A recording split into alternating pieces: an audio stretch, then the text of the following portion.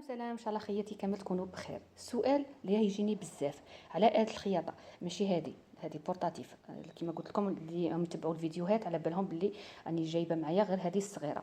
الكبيره الماشينه السوداء اللي يتكلموا يقول لك الموتور يطلق لي شراره ويدير الضوء ويدير الدخان. اخواتي يا اخواتي يا اخواتي، انا مانيش نخوفكم، لا نخوفكم، ما تلعبيش يا بنتي بالضوء، فيه ماس، فيه تكهرب، فيه دخان، فيه نار، ما تخدميش به، اديه للصانع. اذا عندك في الدار اللي يعرف يغير ويشوف لك كاش كوت سيركوي، ولا يشوف كاش خيوط مطايرين ولا خيوط متلاصقين ولا متقاربين، ولا يشوف هذاك الشاربون بلي خلاص، ولا اللي يعرف لك الموتور واللي يعرف لك الضوء.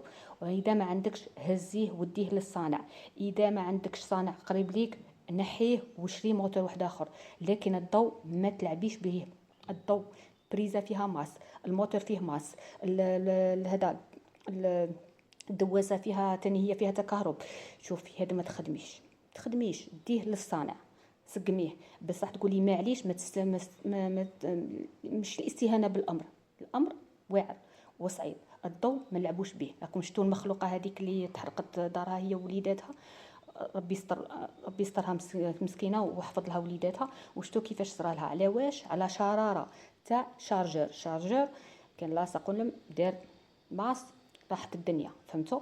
يعني نقول لك ما تلعبيش بالضوء. اللي يقول لك لا معليش غير هذا، غير شويه، بالك غير الشاربون خلاص، بالك هذه فيها نار، فيها دخان، فيها ماس، فيها يضربك الضوء، تخدميش به اطلاقا، نحيه. لا خدمت. فهمتوا؟ يعني الاستهانه بالضوء لا. خديجه ماشي تخوفكم، هذا هو الصح. قالوا ناس زمان اللي خاف اسلم. اذا تعرفي تخدميه اخدميه، ما تعرفيش توقفي تما ستوب. دارت لك شراره حبسي. راكو تعرفوا راه السخانه والالات الكليماتيزور يخبط، التلفزيون تخبط، التلفزيون الشارجر يخبط، الفريجيدار يخبط. يعني الضوء واعر، ما تلعبيش به. عندك مشكل في الموتور توقفي. الموتور يخدم لاباس عليه راه مليح اخدمي، دار مشكل حبسي. فهمتوا؟ هذه هي. كما قلت لكم اللي تبع فيديوهاتي على بالهم بلي راني جايبه غير هذا البورتاتيف. كي ندخل ان شاء الله ندير لكم على الماشينه السوداء. واللي السؤال اللي بزاف تاني اللي يتكرر على لاتونسيون. اخواتاتي كيما هذه هنا لاتونسيون، هذه هنا، وفي السوداء عندنا هذيك اللي هنا ندوروها.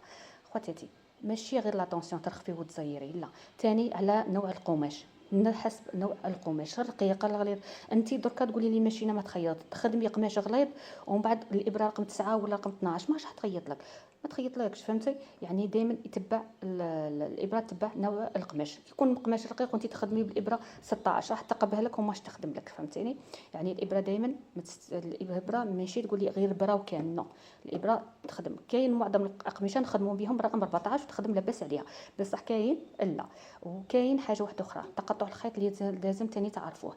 الخيط، نوعيه تاع الخيط اختي.